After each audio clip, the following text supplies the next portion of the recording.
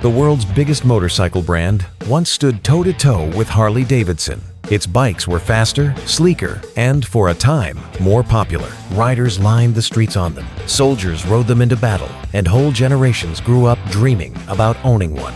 But today, it's gone, completely gone. And the scariest part? As China dominates the global motorcycle market, this story might repeat itself for the brands we still love today. The American legends, the European icons, the Japanese innovators, none of them are safe. That's why we're looking at 20 motorcycle brands that disappeared forever. Some were giants, some were cult classics, but all of them tell a chilling story about how even the strongest names can vanish. Let's first talk about one that still stings for riders across the globe: Victory motorcycles. Polaris launched Victory in the late 1990s as a direct rival to Harley-Davidson. With bold styling, powerful V-twins, and futuristic cruisers like the Victory Vision, it looked like Harley finally had a challenger. But after less than 20 years, Polaris shut it down in 2017. They decided to pour everything into Indian instead. For many riders, Victory represented what American motorcycles could become: modern, innovative, unafraid to break tradition.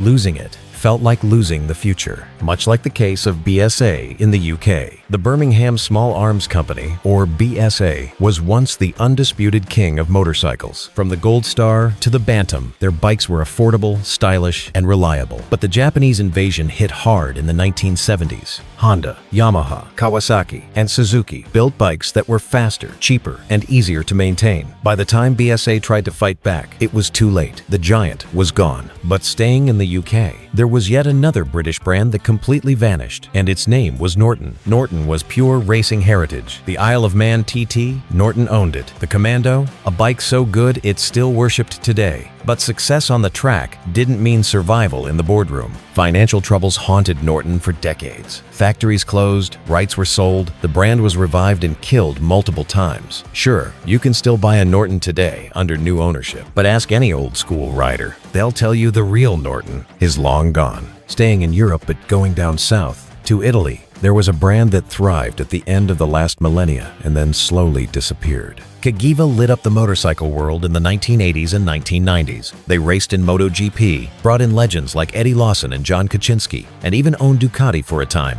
Their street bikes were fiery, exotic, and full of character. But behind the glory, finances were shaky. By the 2000s, Cagiva was absorbed into MV Agusta and faded away. Today, the name is gone. Going back to the UK, there was a brand whose name had aura. It was called Matchless. And for a long time, there was no match for this brand. No pun intended. One of the oldest names in motorcycling, Matchless dates back to 1899. Their singles and twins were beautifully built, and their racing heritage included wins at the Isle of Man TT. But like so many others, they were swallowed up, absorbed into AMC, and phased out by the 1960s. Today, Matchless survives only as a collector's curiosity, another ghost from Britain's golden age. But going back to Italy, another early 1900s brand no longer exists. Founded in 1911, Benelli was Italy's pride. They built everything from small commuter bikes to fierce racing machines. But decades of financial instability left the company vulnerable. Eventually, Benelli was sold, and today it's owned by the Chinese Qianjiang Group. Yes, the name still exists, but many argue the soul of Benelli, the scrappy Italian spirit, is gone. What you see now is just a badge. But this isn't just about racing machines and singles and twins, dirt bikes too. Let's go to Czechoslovakia. If you were into dirt bikes in the 1960s and 1970s, you knew CZ. Their motocross machines dominated for years, ridden by legends who racked up world championships. But once again, the Japanese manufacturers arrived with lighter, faster, and more reliable bikes. CZ couldn't keep up. By the 1980s, they were gone. Now, Germany has also had its fair share of brands disappearing. And back in the day, if you were German and you wanted pure power, you bought a Mako. Their two-stroke motocross bikes in the 1970s and 1980s were terrifyingly fast. Riders worshipped the performance but cursed the reliability. When they worked, they were unbeatable.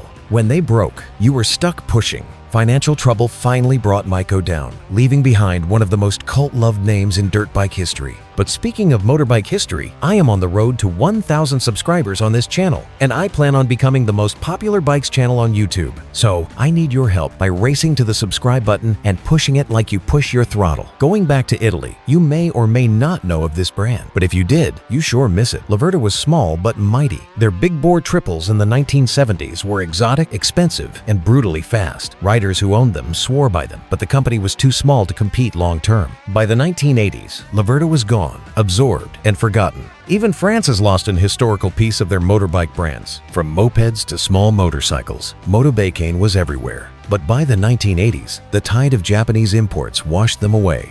The name was bought, sold, and eventually lost. For many Europeans, losing Motobake felt like losing their youth. Now going back to the UK, Rudge was ahead of its time. 4-valve engines in the early 1900s, advanced engineering, and strong racing success. But after World War II, the company couldn't keep up with larger rivals. By the late 1940s, Rudge was gone. Like I said, Germany lost a fair share of brands, and Zundap was massive, building everything from military bikes in World War II to scooters in the post-war years. For decades, they were a powerhouse. But by the 1980s, they couldn't keep up with Honda, Yamaha, and Kawasaki, another giant swallowed by the Japanese wave. The Spanish have made a few brands that ceased to exist, so let's tackle them real quick. Asa was a force in trials and motocross through the 1960s and 70s. Innovative, competitive, and beloved by riders. But money troubles ended it all in the 1980s. Asa disappeared, joining a long list of Spanish brands crushed under global competition. Another one was Bultaco. If you know two-strokes, you know Bultaco. Their Persang motocross bike and Sherpa Trials bike were legends, but the oil crisis, labor strikes, and the unstoppable Japanese invasion ended Bultaco in 1983.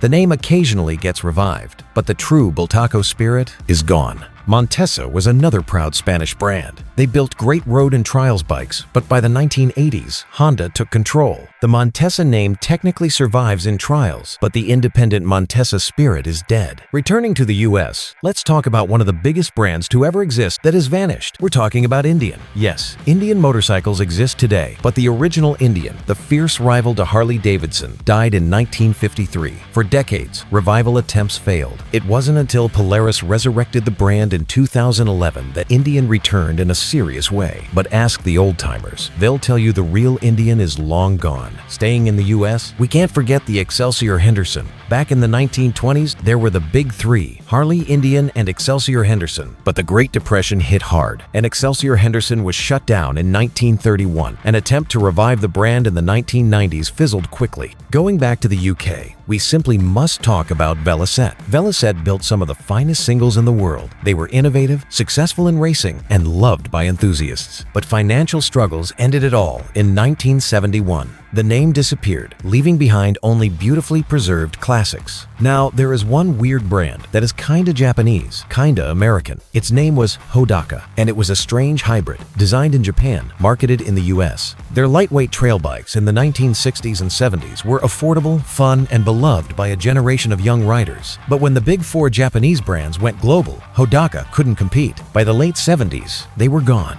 However, there is one that came from Sweden. Husaberg was born out of rebellion. When Husqvarna was sold to Cagiva in 1987 and production shifted to Italy, a group of Swedish engineers refused to let their vision die. They broke away and created Husaberg, building some of the wildest, most advanced four-stroke enduro bikes of the 1990s. Their machines were light, raw, and brutally fast, earning them championships and a cult following. KTM bought Husaberg in 1995, and for a while, the brand thrived under Austrian ownership. But in 2014, KTM folded Husaberg back into Husqvarna, ending the name for good. Today, Husaberg lives on only in memory, as the scrappy Swedish upstart that pushed four-stroke technology years ahead of its time.